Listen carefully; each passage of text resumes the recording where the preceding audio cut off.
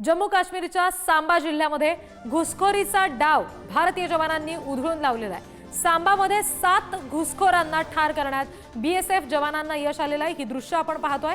सांबा जिल्ह्यातील आंतरराष्ट्रीय सीमेवर बीएसएफनं मोठी कारवाई केलेली आहे। घुसखोरीचा प्रयत्न करणाऱ्या दहशतवाद्यांना कंठस्नान घातलंय। आणखी तपशील घेऊयात, प्रतिनिधी शिवाजी काळे आपल्याशी जोडले गेलेत त्यांच्याकडून। शिवाजी, काय नेमके याबाबत आणखी तपशील आहेत आणि आणखी कोणी घुसखोर तिथे आढळलेले आहेत का यानंतर?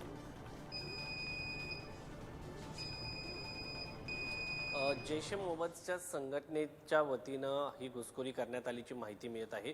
7 दहशतवाद्यांनी असा प्रयत्न जो आहे तो केल्याचं आपल्याला पाहायला मिळतंय आणि 7ही दहशतवाद्यांना भारतीय जवानांनी कंठस्नान घातल्याचं पाहायला मिळतंय। या अगोदर देखील 2023 मध्ये मुंगचुंग जी पोस्ट आहे या ठिकाणी अशाच पद्धतीने पाकिस्तानच्या एका दहशतवाद्याने घुसण्याचा प्रयत्न केला होता। तेव्हा देखील भारताच्या जवानांनी या सगळ्या दहशतवाद्यांना कंठस्नान घातलं होतं। आता जेव्हा युद्ध सुरू असतं त्या दरम्यान अशा पद्धतीने छोटी फायरिंग करून गेल्या 15 दिवस आपण पाहिलं असेल की सुरुवातीला अशी छोटी फायरिंग केली जायची आणि अशा पद्धतीने दहशतवादी भारतामध्ये घुसवण्याचा प्रयत्न केला जातो अशी माहिती समोर येत होती। मात्र भारताने या सगळ्या बाबतीमध्ये अलर्टवरती राहत पाकिस्तानच्या या मनसुब्याला जे आहेत ते पाणी फेरलेलं आहे। दुसरी गोष्ट यामध्ये एक महत्त्वाची आहे ती म्हणजे पाकिस्तान अजूनही त्यांच्या लष्कराच्या साहाय्याने युद्ध करत नाहीये। पाकिस्तानला अजूनही दहशतवाद्यांची मदत घ्यावी लागत आहे। मुळात पाकिस्तान त्यांच्या दहशतवाद्यांच्या सोबत आहे।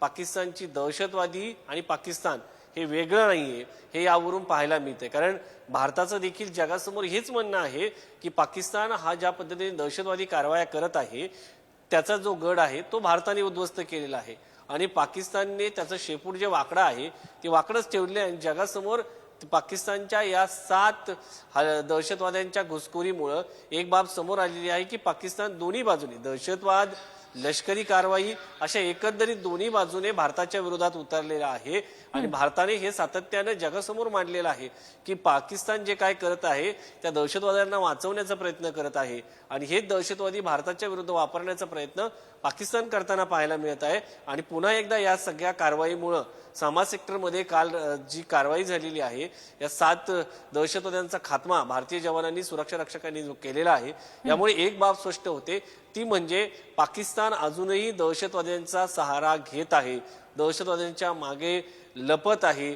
पाकिस्तानला थेट भारताशी युद्ध करणं शक्य नाहीये त्यामुळे हे सगळं केलं जात आहे आणि भारताने आता पाकिस्तानच्या सोबत जो तणाव वाढलेला आहे स्ट्राईक सुरू केली आहे। अद्यापर्यंत युद्धाची घोषणा झालेली नाहीये। जेव्हा या सगळ्यामध्ये युद्धाची घोषणा होईल तेव्हा सगळे करार जे आहेत ते संपतात। मग तो ताशकंद करार असो किंवा बाकी इतर आतापर्यंत पाकिस्तान सोबत जे करार केलेले आहेत तसे आपण त्या अनेक करारांना स्थगिती दिली आहे, काही करार रद्द केलेले आहेत। त्या सगळ्याच्या पार्श्वभूमीवरती आपण जर पाहिलं तर पाकिस्तानकडनं अशा पद्धतीने आता दहशतवाद्यांना भारतामध्ये पाठवून वेगळे घातपात करायचे आहेत का हा प्रश्न या निमित्ताने उपस्थित होतो। त्यामुळे पाकिस्तानला सडेतोड उत्तर भारताने दिलेलं आहे। त्याचबरोबर पाकिस्तानने काल रात्री जो प्रयत्न केलेला आहे त्यामुळे पाकिस्तानचा पुन्हा एकदा दहशतवादी चेहरा जगासमोर आल्याचं पाहायला मिळतंय। अगदी शिवाजी, धन्यवाद या सगळ्या तपशिलांसाठी।